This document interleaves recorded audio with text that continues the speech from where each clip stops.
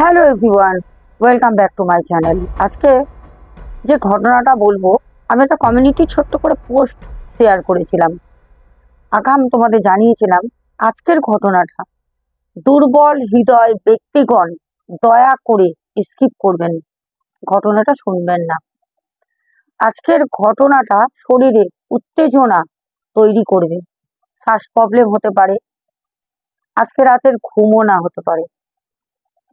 এমন একটি মারাত্মক ঘটনা আজকে বলবো, আর এই ঘটনাটা একজন তান্ত্রিক নিজে আমাকে শেয়ার করেছেন।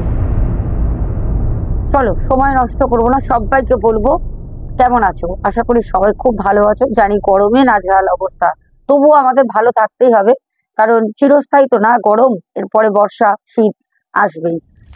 আর সবাইকে প্রত্যেক দিনের মতো বলবো একটা করে লাইক করে দাও, যারা এখনো পর্যন্ত ভালোবেসে চ্যানেলটাকে সাবস্ক্রাইব করোনি তাড়াতাড়ি করে নাও।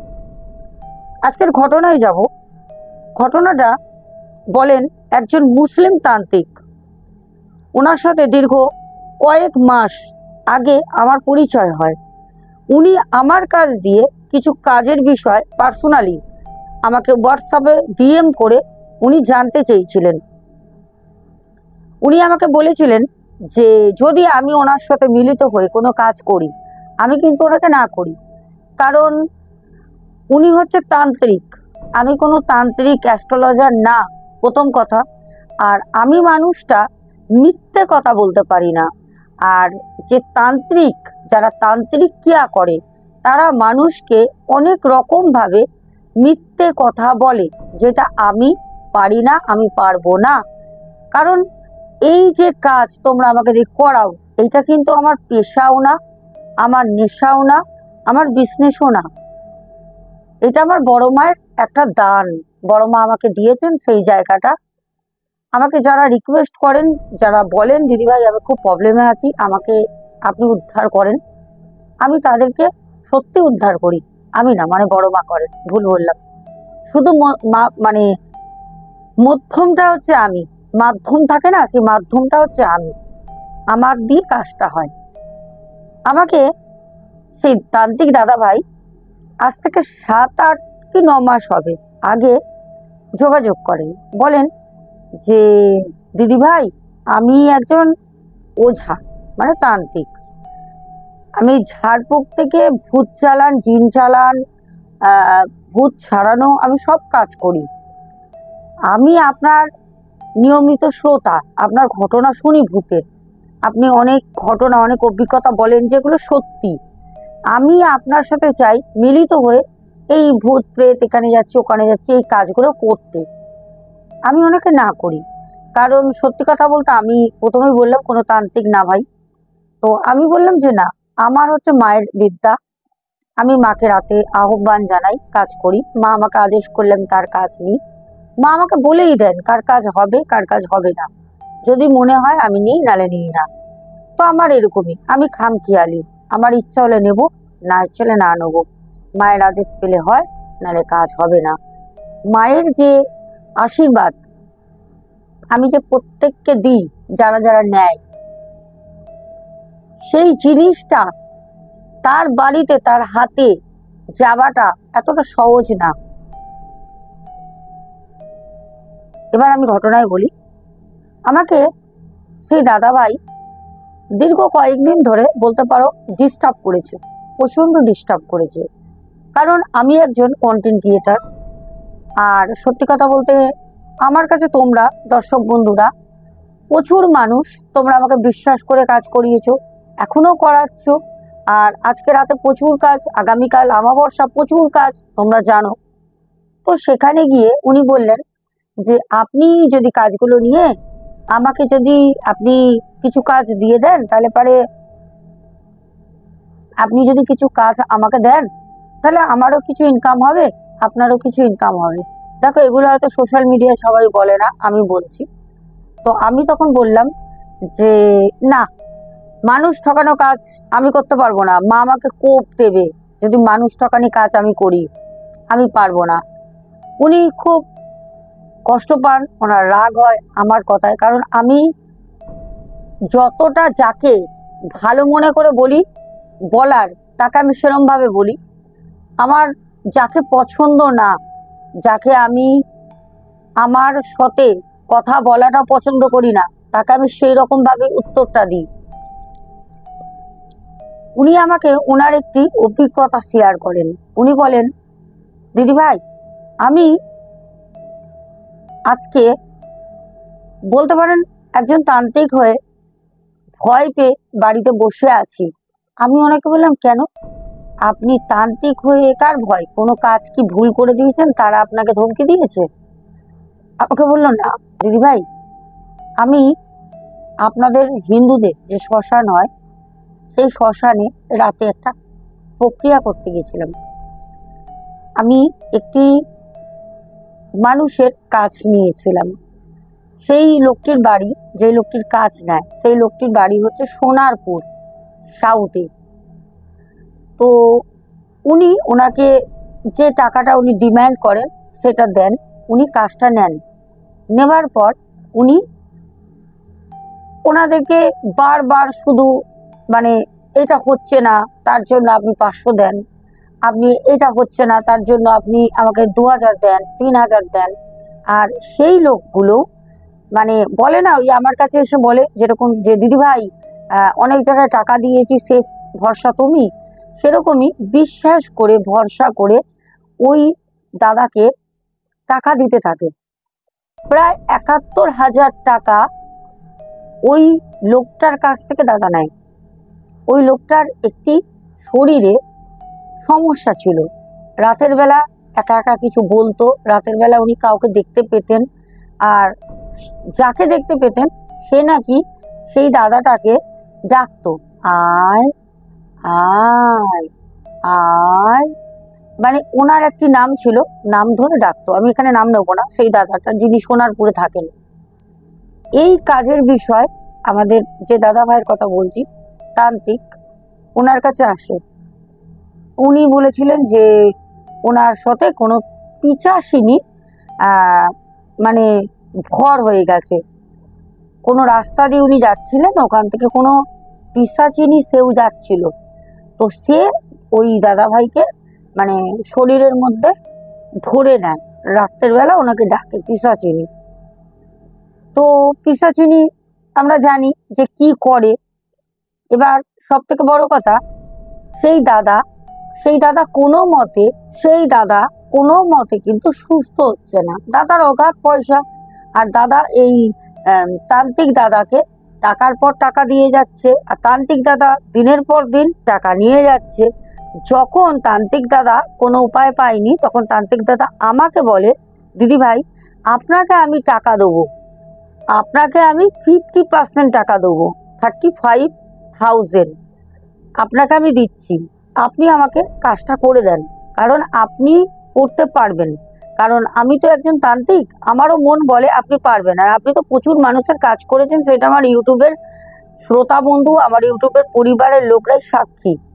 আমি তখন বললাম যে আপনি কাজটা নিয়েছেন, টাকা আপনি নিচ্ছেন, আপনি 71,000 টাকা নিয়ে মানে কিছু করতে পারলেন না, আপনি এখন আমাকে বলছেন যে 35,000 টাকা আপনাকে দিচ্ছি, আপনি কাজটা করে দেন। হ্যাঁ, আমি করে দেবো, তাহলে 35,000 টাকা আপনি ওদের ফিরিয়ে দেন, সেই লোকটাকে আপনি ফিরিয়ে দেন। তখন আমাকে বলল যে না, এতদিন ধরে তো আমিও কিয়া করেছি, হয়নি, আমি এই টাকাটা কি করে দিতে পারি, আমারও তো খরচা হয়েছে, যেতে আসতে এদিকে ওইদিকে ছোটাছুটি করেছি, হয়নি, হচ্ছে না। আমি তখন বললাম, তার জন্য তো আমি আপনার কোনো উপকার আপনাকে করতে পারবো না, কারণ এইটা মিলে দুজনে লোক ঠকানো হবে, যেটা আমি করতে পারবো না। তখন উনি আমার সাথে কথা বলা বন্ধ, একদম বন্ধ, কোনো কিছু আমার কাছে পাননি, যখন কথা বলা বন্ধ করে দেন। বিগত 6-7 মাস পর আবার একদিন আমাকে ডিএম করলেন, দিদিভাই কেমন আছেন? আমি কিন্তু সব ভুলে গেছি, মনে আছে। আমি তখনের মতো বললাম, ভালো আছি দাদা ভাই, আপনি কেমন আছেন, আপনার কাজ কেমন চলছে?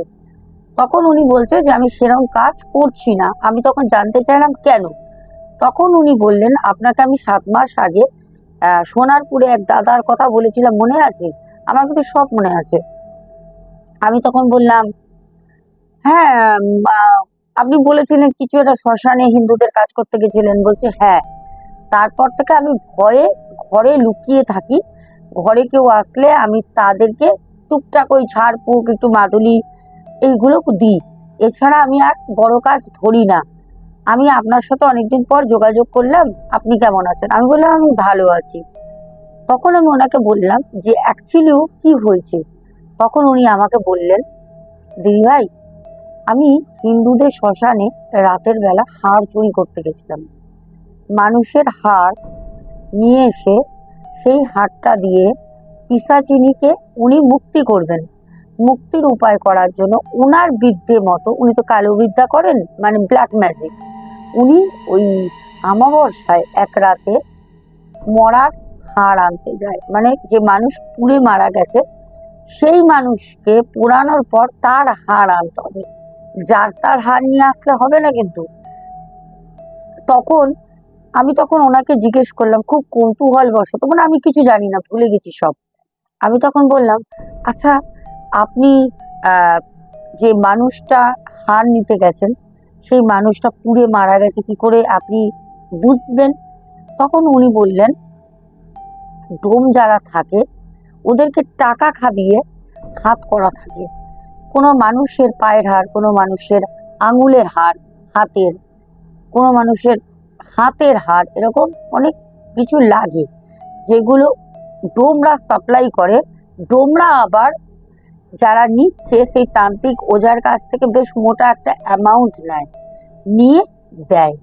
তো আমি বললাম, তা আপনি ভয় পাচ্ছেন কেন, কি হয়েছে? আপনি তো এইসব কাজ বাজ করেন। তখন দাদাভাই বললেন, জানেন আপনাদের যে হিন্দুদের শ্মশান, ওই শ্মশানে আমাকে অমাবস্যার রাতে যেতে বলা হয়। আমি অমাবস্যার এক রাতে যাই, ডোমদের কথা বলাই ছিল। তো মানে পুড়ে যাওয়া ডেড বডি যখন আসবে তখন আমি তো পাবো।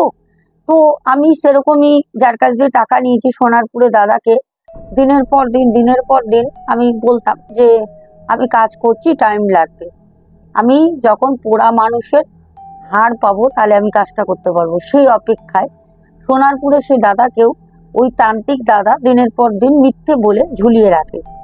এবার এই তান্ত্রিক দাদা বলেন, আমি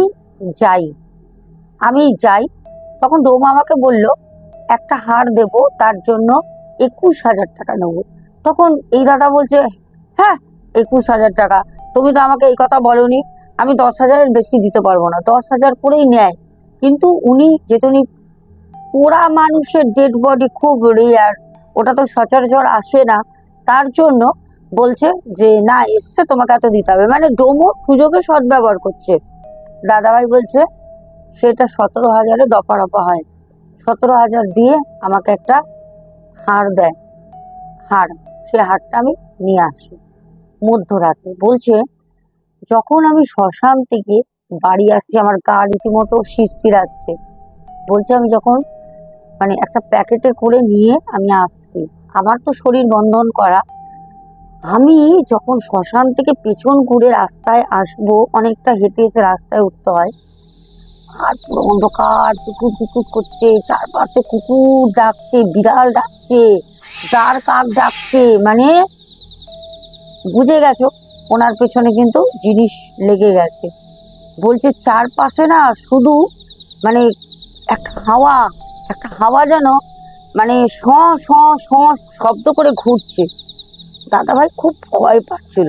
দাদাভাই বলছে আমি এত কাজ করেছি কিন্তু আমি কোনো সময় ভয় পাইনি, জানি না কেন সেই দিনকে আমি শ্মশানে যাওয়ার পর যখন আমি আসছি আমার খুব ভয় লাগছে, একটা শ শ শ করে শব্দ।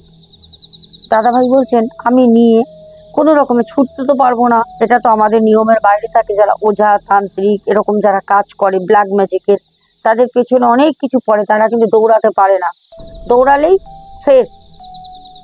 দাদাভাই বলেন আমি কোনো রকমে নিয়ে বাড়ি পর্যন্ত ফিরি। আমার পেছনে দাঁড় কাক, কম করেও 50-60টা দাঁড় কাক কা কা কা করতে করতে আমাকে ধাওয়া করছে। রাত তখন 2:30-3টে বাজে। শ্মশান থেকে রাস্তায় বেরিয়ে, মানে শ্মশানের রাস্তা সোজা এসে এরকম মেন রোড থেকে পার হলেই ওনার বাড়ির রাস্তা। ওনার বাড়ির রাস্তায় গাছগাছালি ছাড়া কিছু নেই, আলো পোস্টে মিটমিট করে জ্বলছে। সেই যে বিভৎস রাতের বেলা হাওয়া, শীতকাল ছিল, দ্বারকাক ওনাকে তাড়া করতে করতে বাড়ি পর্যন্ত উনি আসেন, এসে বাড়িতে ঢুকে যায়। বাড়িতে উনি হাতটা রেখে দিয়ে হাত পা গা পুরো বলে আমি গোসল করি। গোসল করার পর আমি কোরআন শরীফ পড়ি, কোরআন শরীফ পড়ে আমি তাতে শুই। কারণ আমি প্রচন্ড ভয় পাই, আমার জীবনের সব থেকে চরম ভয়ের একটা সত্য ঘটনা। শুয়ে পড়ি। বলছে রাতের বেলা যখন আমি শুয়ে আছি, আমার তো ঘুম আসছে না, আমি তো শুধু শুয়ে রয়েছি। আমার চারপাশে আমি দেখছি, চারপাশে আমার শিয়াল ঘুরছে। ঘরের মধ্যে ঘরের মধ্যে গেট বন্ধ, শিয়ালগুলো এলো কোথা দিয়ে? দাদা ভাই তখন বুঝতে পেরেছে যে এইটা কোনো খারাপ জিনিস আমার পেছনে পড়ে গেছে। কারণ এইটা তো সত্যি, অ্যাস্ট্রোলজার বা তান্ত্রিক ওঝা বা আমাকেই বলো, আমিও যে তোমাদের এই জিন চালান, প্রেত চালান এগুলো কাটাই, আমি তো করি না, খারাপ তো করি না, মানুষের ভালো করি, এগুলো যে কাটাই। এই জিনিসগুলো আমি জানি না, এই বিদ্যেগুলো মা আমাকে কতটা শক্তি দিয়েছেন এই কাজগুলো করতে। শরীরে কিন্তু প্রচুর খারাপ হয় শরীর, আমি জানি। আমি যখন মধ্যরাতে শুতে যাই, কাজ সেরে সকালবেলা উঠতে পারি না, মনে হয় আমার গায়ে 100 জন ব্যাক টু ব্যাক শুয়ে রয়েছে, শরীর এত ভার হয়ে থাকে। আমি বিছানায় বসেই মায়ের মন্ত্র জপ করি। আমার বড় মা আমার সামনে রয়েছে, চারিদিকে বড় মায়ের আমার ছবি লাগানো আছে। আমি বড় মাকে মন্ত্র জপ করে দেখে প্রণাম করে তারপর মাটিতে পা দিই, আমার শরীর পুরো হালকা হয়ে যায়। আমি বলি না আমার ঘরে আমার বড় মা জীবন্ত, আমার মা, জয় মা। এবার বলি, তখন দাদা ভাই বলেন আমি আমার বেডরুমে চারপাশে দেখি শিয়াল ঘুরছে চারপাশে, আর শিয়ালগুলো আমি যার দিকে তাকাচ্ছি, যে শিয়ালটার দিকে, সেই শিয়ালটাই আমার দিকে তাকিয়ে রয়েছে। খুব রাগে, মনে হচ্ছে এক্ষুনি লাফিয়ে এসে আমাকে ছিঁড়ে টুকরো টুকরো করে দেবে। লাল চোখগুলো জ্বলছে, তাকিয়ে রয়েছে। আমি তখন কালমা পড়ি। দাদা ভাই বলেন আমি তখন কালমা পাঠ করছি, কারণ আমার কাছে তখন কোনো উপায় নেই, শরীর বন্ধন বলে ওরা আমাকে অ্যাটাক করতে পারছে না, আমি তো বুঝতে পারছি। দাদা ভাই বলেন পরের দিন আমি সেই কাজটা করে ওই সোনারপুরে দাদাকে ফোন করে ডেকে ওনাকে আমি কিন্তু জিনিসটা দিয়ে দিলাম, উনি জিনিসটা নিয়ে চলে যান। দাদা ভাই বলেন সেই দিন থেকে আমার পেছনে মানে কিছু দাঁড়কাক, কিছু শিয়াল, কিছু কালো বিড়াল, যেগুলোকে আমি কোনো দিন আমার বাড়িতে দেখিনি, আর ওগুলো সত্যিকারের কোনো পশু না। যেগুলো দাঁড়কাক সেগুলো আত্মা, যেইটা আমি দেখছি শিয়াল সেটাও আত্মা, এমনকি কালো বিড়াল সে তো আমার বুকের ওপর রাতে, আমার বুকের উপরে রাতে সে বসে থাকতো চেপে। আমি এরকম করে ভয় ভয়, আমি আমার যে গুরু আছে, আমি তার সাথে বারাসাতে থাকে সেই গুরু, আমি তার সাথে দেখা করি। সেই গুরু আমাকে বলল যে তোকে চারপাশ থেকে খারাপ জিনিস ধরে রেখেছে, তুই এমন কি কাজ করেছিস? আমি তখন বলি গুরুজি তো সবই জানে। গুরুজি তখন বলল যে তুই ভুল প্রক্রিয়া করেছিস, তোকে যে ডোম তোকে যে ডোম দিয়েছে এইটা পোড়া মানুষের হাড় বলে, সেটা পোড়া মানুষের হাড় না, সেটা সুসাইড করেছিল একটি ছেলে গলায় দড়ি দিয়ে, যার বয়স ছিল 16 থেকে 18-র মধ্যে। সেই ইয়ং বাচ্চা ছেলেটার পায়ের পোড়া হাড় তোকে দিয়েছে। ওই ছেলেটি পুড়ে মারা যায়, ও গলায় দড়ি দিয়ে সুসাইড করে প্রেমজনিত কেসে। তুই ডোমকে গিয়ে ধর, ডোম এত বড় ভুল কাজ তোর সাথে কি করে করলো? কারণ যে কোনো এক একটা কাজের এক একটা পদ্ধতি থাকে, সেই পদ্ধতি যদি এই দিক থেকে অধিক হয় তাহলে পারে যে সেই কাজটা নিয়ে করছে তার মৃত্যু পর্যন্ত হতে পারে। ঘটনাটা যখন শেষ হবে তখন তোমরা অবাক হয়ে যাবে, ঘটনাটা শোনো। সেই তান্ত্রিক দাদা ভাই আমাকে বলেন যে দিদি ভাই, আমি ডোমের কাছে যখন যাই, ডোম তো কবেই টাকা নিয়ে খেয়ে নিয়েছে, ও তো মাতাল, ওর কাছ থেকে আমি আর টাকা পাবো? আমি ওকে বাবা সোনা করে ভালো করে গায়ে হাত বুলিয়ে ভাই ভাই করে বললাম, দেখো আমার টাকাটা এরকম করে জলে দিও না। টাকা নিয়েছো নিয়েছো, তুমি ভুল জিনিস আমাকে দিয়েছো। তুমি আমাকে আমার সঠিক জিনিস দাও। যে আগুনে পুড়ে মারা গেছে, সুসাইড কেসে না। তখন সে ডোম মদ্যপ অবস্থায় তাকে গালিগালাজ করে তান্ত্রিককে। তান্ত্রিক দাদা তার বিদ্যে জাগিয়ে তাকে বান মেরে দেয়, সেই ডোমকে বান মেরে দেয়। বান মারার পর ডোম কিন্তু 21 দিন পর 23 দিনের মাথায় মারা যায়, মুখ দিয়ে রক্ত উঠে মারা যায়। এবার ওই ডোমের আত্মা এই দাদা ভাইয়ের পেছনে পড়ে যায়। দাদা ভাইকে ওই ডোম রাতের বেলা এসে ডাকতো, এ তান্ত্রিক, তান্ত্রিক, এ তান্ত্রিক, দরজা খোল। প্রত্যেক দিন রাতে আমাকে দাদা ভাই বলেন, আমি কি করব, আমি বুঝতেই পারছি না। আমি যেন আমার এত বছরের তপস্যা, এই যে সাধনার একটা মানে প্রতিক্রিয়া, প্রতিফল যাই বলো, এই যে তন্ত্র সাধনা, আমি আজকে সব ভুলে যাচ্ছি। আমি সব ভুলে যাচ্ছি। আমাকে সেই ডোম এসে ডাকে। আর আমি তোমাদের সাথে এই ঘটনাটা শেয়ার করছি। রীতিমতো আমার ওই সাইডে একটা জানলা আছে, যেই জানালাটা আমি অর্ধেক খুলে রেখেছি। পেছনে জঙ্গলে ভর্তি, মানুষজন বসবাস করে না। সাথে আমি তোমাদের সাথে ঘটনা বলছি, ওখান থেকে রীতিমতো শব্দ আসছে, যেহেতু নয়েজ ক্যান্সেলেন্স করা আছে আমার মাইকে, তোমরা আওয়াজগুলো পাবে না, আমি পাচ্ছি। ওখানে কেউ আসার মতো কোনো জায়গা নেই, পুরোটাই জঙ্গল, ঠিক আছে। আমাকে তান্ত্রিক দাদা বলেছিলেন যে আপনি ঘটনাটা যখন শেয়ার করবেন, হতে পারে সেই ডোমের আত্মা আপনার আশেপাশে ঘুরছে। তোমরা বিশ্বাস করবে না, আমার মায়ের দিব্যি করে বলছি, আমার বড় মায়ের, আমি তোমাদের সাথে ঘটনা বলছি, রীতিমতো আমার এই সাইডে দরজা খোলা, প্রিন্স বাইরে রয়েছে। ধাপ ধাপ করে যদি দোতলার ঘরে কেউ যদি হাঁটে, একটা গুম গুম করে শব্দ হয়, সেই শব্দটা আমার এই পাশ থেকে আসছে।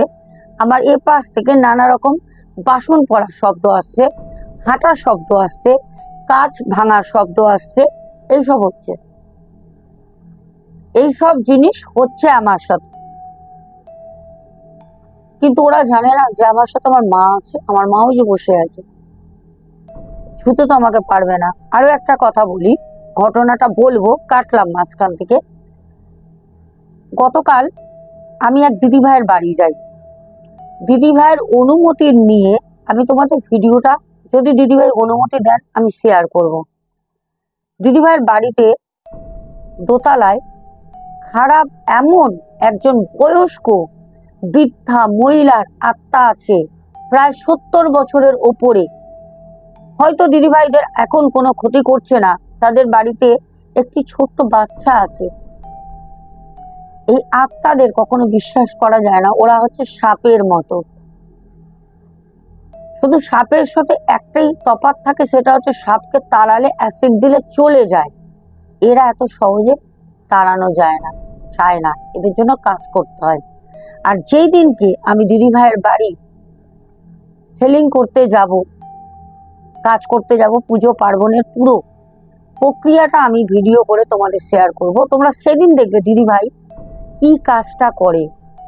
আমি দীঘার হোটেলে গিয়ে করেছি, আমি তোমাদের বলেছি বকখালিতে করেছি। আমি এবার তোমাদেরকে দেখাবো, আশেপাশে অনেক বাড়িতেই করেছি, টালিগঞ্জে করেছি, সোনারপুরে করেছি।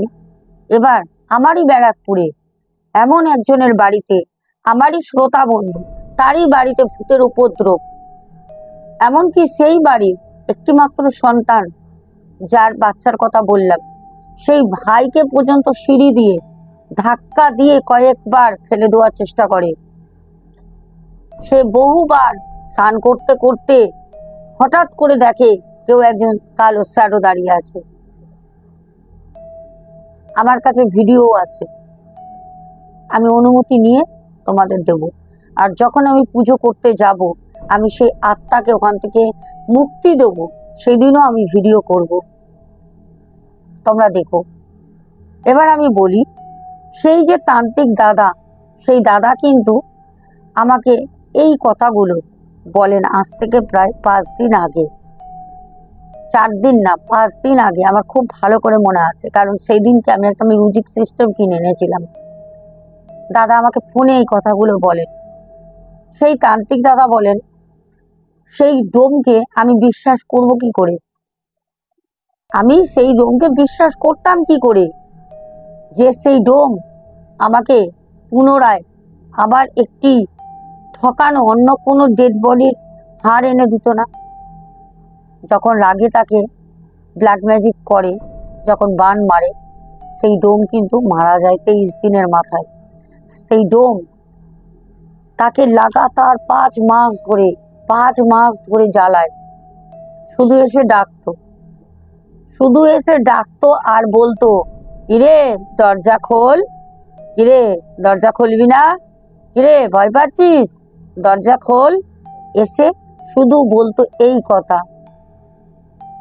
দাদাভাই শুধু একটা আর্তনাদ করে চিৎকার করতো। ঘরের মধ্যে চারিপাশে সেই কাক বসে রয়েছে মাথার সামনে, সেই কি বলবো, মানে যে কাঠের যে খাটগুলো হয় চারপাশে তোমার মশারি টাঙানোর জন্য করা থাকে, ওখানে দাঁড় কাক বসে রয়েছে। ঘরের মধ্যে শিয়াল ঘুরছে। এটা কি করে হয়? গেট তো 4 দেয়াল বন্ধ, শিয়াল কোথা দিয়ে ঢুকছে ঘরে? ক্যাট মানে কালো বিড়াল, হট করে উঠে দেখছে কালো বিড়াল বুকের মধ্যে বসে রয়েছে চেপে, চোখগুলো লাল, সেই দাদা ভাইয়ের দিকে তাকিয়ে রয়েছে।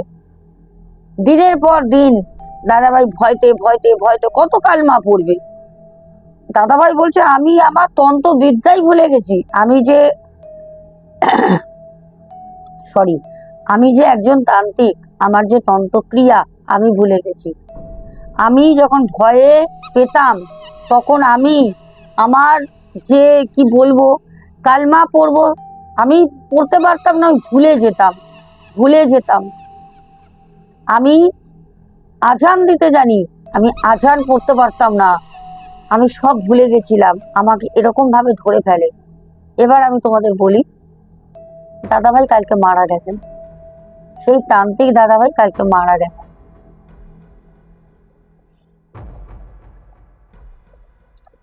আমার কাছে ওনারই যখন কথা বলতেন, ওনার সাথে আরেকজন থাকতেন। যেরকম আমি প্রিন্সকে নিয়ে যাই সব জায়গায়, সেরকম উনিও কোনো জায়গায় কাউকে ঝাড়াতে গেলে, কিছু কাটাতে গেলে, সেই প্রক্রিয়া তো একা হয় না, কাউকে নিয়ে যেতে হয়। সেই ছেলেটিকে নিয়ে যেত।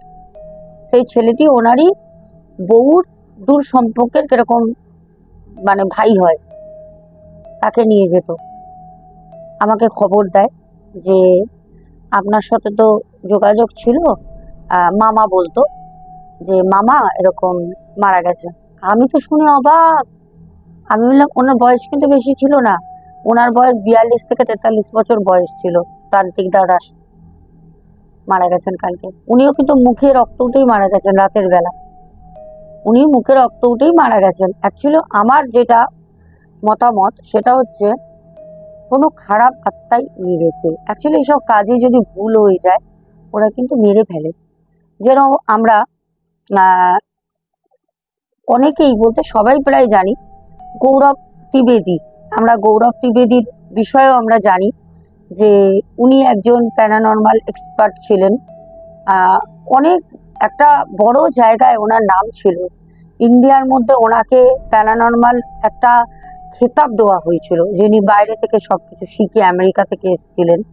উনি যখন ভানগড় কেলায় যায়, আশা করি তোমরা হয়তো জানো, ওখানে কিন্তু সবাই বলেছিল যে রাতের বেলা ওখানে থাকাটা উচিত না। উনি কিন্তু চ্যালেঞ্জ করেছিলেন সরকারের কাছে পারমিশন নিয়ে, যেহেতু উনি ওনার একটা আইডেন্টিফাই ছিল। উনি একজন ছোটখাটো মানুষ ছিলেন না, প্রচুর মানুষের উপকার করেছিলেন। যে ভিডিওগুলো এখনো আমরা সার্চ করলে পাই, গৌরব ত্রিবেদী। উনি যখন ওখানে গেছিলেন, ওখান থেকে আসার পরই কিন্তু ওনার নানা রকম ভাবে ভয় লাগতো, কালো শ্যাডো দেখতো, রাতের বেলা চিৎকার করতো। ওনার মিসেস যিনি ছিলেন, ওনার 6 মাস কি 7 মাস বিয়ে হচ্ছিল নতুন, একদম নিউ কাপল। ওনার মিসেস বলেছিলেন যে আমার হাজবেন্ড একটা শ্যাডো দেখতেন, আর শুধু আমাকে বলার চেষ্টা করতেন যে আমি কিছু একটা দেখেছি, আমি কিছু একটা দেখছি, আমার সাথে কিছু একটা হচ্ছে, কিন্তু কি হচ্ছে কি দেখছেন সেটা উনি বলার সময় আর পাননি। আর উনি যখন বাথরুমের মধ্যে ওনার ডেড বডি পাওয়া যায়, উনি পড়েছিলেন, তখন কিন্তু উনি কোনো জায়গায় নিজেকে কিন্তু হ্যাঙ্গিং করেননি, কিন্তু ওনার গলায় একটা অল্প, মানে ঠিক এতটা, পেছনে কোনো কিন্তু কালো স্পট ছিল না, এতটা হাফ কালো একটা স্পট ছিল ওনার গলায়, ঠিক আছে, পুরো না, হাফ স্পট ছিল। আর এটা আমরা জানি, যারা আত্মা যদি কোনোভাবে তাকে মারে, কোনোভাবে এরকম ভাবে যদি ধরে এরকম করে চেপে মারে, তাহলে পারে কিন্তু এই ছাপটা পড়ে।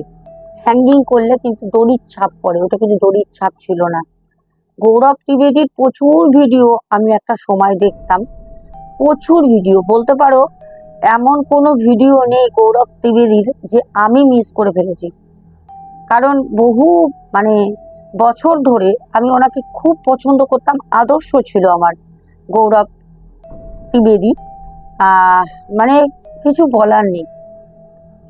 যাই হোক, প্রিয় দর্শক বন্ধুরা, ঘটনাটা তোমাদের কেমন লাগলো অবশ্যই বলো। আর খুব খারাপ লাগলো যে সেই দাদা ভুল কাজের বশত মারা গেছে। তবে ভুল কাজটা কে করেছিল বলো তো? ভুল কাজটা কিন্তু দাদাভাই করেননি, ভুল কাজটা করেছিলেন সেটা হচ্ছে ডোমটা, আর ওই ডোমই কিন্তু দাদাভাইরা হত্যা করেছে, ওই ডোমই দাদাভাইকে নিয়ে গেছে। এসব জিনিস খুব খারাপ জিনিস।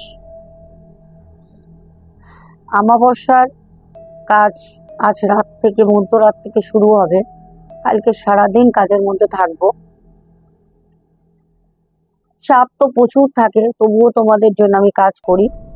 প্রত্যেকটা মানুষ উপকৃত হও বলে একটা মনে জোর পাই। তোমরা আমাকে ফিডব্যাক গুলো দাও, অনেকগুলো ফিডব্যাক আছে, আমি তোমাদের সাথে শেয়ার করবো, কাজটা হয়ে যাক।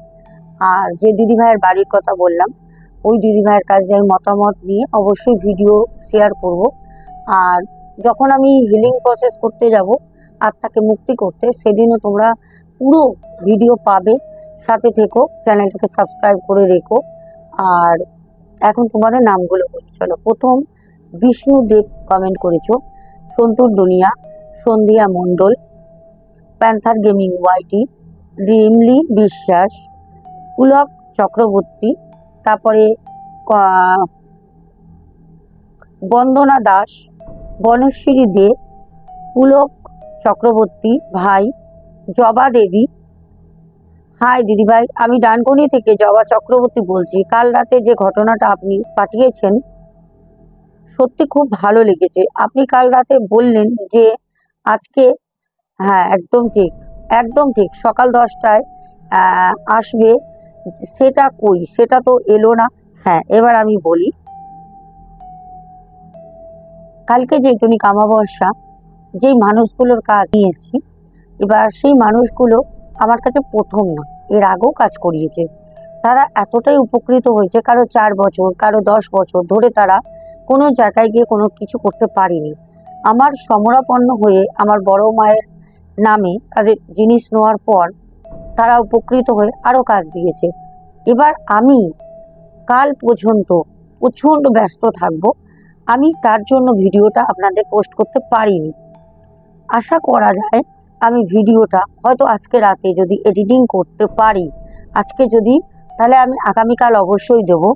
আর অবশ্যই আপনারা শেয়ার করবেন, অবশ্যই শেয়ার করবেন। আমি পুরো ফুটেজ সহকারে সেই ফ্রড পার্সনের ফেস দিয়ে আমি দেব, ঠিক আছে? তারা কি করছে, কিভাবে মানুষকে ঠকাচ্ছে, সবটা বলবো। এখন বলছি আমার নিজের খুব রাগ হচ্ছে, দেব। আপনি চ্যানেলের সাথে যুক্ত থাকেন দিদিভাই, অবশ্যই পাবেন। আর সব থেকে বড় কথা, আপনার নাম জবা, জবা ফুল আমার খুব প্রিয়। গানের ফেরিওলা, বাহ, আমাদের নতুন ভাই কমেন্ট করেছো, খুব ভালো লাগলো ভাই, অনেক ভালোবাসা নিও। সুজাতা দাস, পিন্টু ঘোষ, কুকিং চ্যানেল আমাদের কমেন্ট করেছো, রেড হার্ট দিয়েছো, তোমাকে অনেক অনেক ভালোবাসা। তারপরে স্বপন রাউত, রিমলি বিশ্বাস, পিঙ্কি খাতুন, আমার বাড়ি বারাসাত দেগঙ্গায়। দিদি আমি জানি তুমি আমার কাছ দিয়ে অনেক জিনিস নিয়েছো, আমি জানি। তারপর রূপা দে, মাহি রয়, ঋতু, তারপরে রত্না সরকার, কণিকা চ্যাটার্জি, রুচিরা রুচিরা হালদার। এত গরমে দিদি তুমি কেমন আছো? গরমে ভালো নেই বোন আমার সোনা, কি করে ভালো থাকবো বলো তো? প্রত্যেকটা মানুষ গরমে হা হা করছে, আর আমি ভালো থাকতে পারি? রেশমি ব্যানার্জি বলেছে কত মানুষের কত সমস্যা হয়, একদম। যত মানুষ পৃথিবীতে গুনে গুনে পাবে তত মানুষের ডিফারেন্ট ডিফারেন্ট প্রবলেম। আমাদের বর্ষা অনেক দিন পর কমেন্ট করেছো, বলেছো আমি চাই তোমার চ্যানেল অনেক অনেক বড় হোক। দিদি ভাই তোমার প্রত্যেকটা ঘটনা আমার মা শোনে গো, আর আমিও শুনি রোজ, তো শুনতে পারি না, আমি সময় করে শুনি। আর অনেকগুলো আমাকে ভালোবাসা দিয়েছে বোন। বোন তোমাকে অনেক অনেক ভালোবাসা, আর আন্টি তোমাকেও অনেক ভালোবাসা। খুব ভালো থেকো, সারা জীবন আনন্দ করবে, হাসবে, যেদিনই সময় আছে আনন্দ করে কাটাও, যেতে তো একদিন সবাইকে হবে। টুকু সাবারবাল, টিনা আচারিয়া, তারপর মন্টু, আর জয় বড় মায়ের জয়, জয় বড় মায়ের জয়, পাপ্পু দে ভাই, তারপর লক্ষ্মী ভট্টাচার্যা, মৌমিতা ঘোষ, তারপর নীলিমা সিংহ, তারপর কমেন্ট করেছো পারমিতা সাহা, তারপর টিনা আচারিয়া, তারপর কমেন্ট করেছো আমাদের স্বপ্না বাজার দিদিভাই, তারপর আবার বিষ্ণুদেব কমেন্ট করেছো। ঠিক আছে, অপেক্ষায় থাকলাম, অবশ্যই তোমরা পাবে, একটু ওয়েট করো, পাবে। তারপর হচ্ছে বেঙ্গলি চ্যানেল চৈতালি, তারপরে মৌমিতা ঘোষ, সন্ধ্যা মণ্ডল বলেছো হোয়াইট বনু, আজকে হোয়াইট বনু হয়ে গেছে। আচ্ছা, তারপর সুমনা ভট্টাচার্যা, ফুলেশ্বরী চক্রবর্তী দিদিভাই, স্বর্ণালী রেড হার্ট দিয়েছে অনেকগুলো। আচ্ছা, সবাইকে আমাদের অভিরূপ সর্দার সবার জন্য কিন্তু রেড হার্ট দিয়েছে, শুধু আমার জন্য না, দেখে নাও, সবার জন্য লটস অফ লাভ। আচ্ছা, তারপর শুভঙ্কর ঘোড়ই, দেখো আমরা তো সবাই পরিবার না, একে অপরের। তারপরে হচ্ছে প্রিন্স সারবান সারাবান, আচ্ছা খুব সুন্দর হয়েছে, অনেক ভালোবাসা ভাই। প্রিন্স প্রিন্স কিন্তু আমার ছেলেরও নাম। তারপর বৈশাখী দাশগুপ্ত বলেছো আমি এরকম ঘটনা প্রথম শুনলাম, আই এম জাস্ট স্পিচলেস। সোনা বনু, অপূর্ব, অসাধারণ। হ্যাঁ, ঘটনা এরকমই হয় দিদিভাই। তারপরে টুকু সাবারবাল, তারপর কমেন্ট করেছে সোমা দাস পরিবার থেকে, তারপরে সন্ধ্যা জানা, তারপর কমেন্ট করেছে রাজীব জাসওয়াল, তারপর আব্দুল হক ভাই, ঋতু কমেন্ট করেছো, তারপর সঙ্গীতা দিদিভাই, তারপরে রমি যা,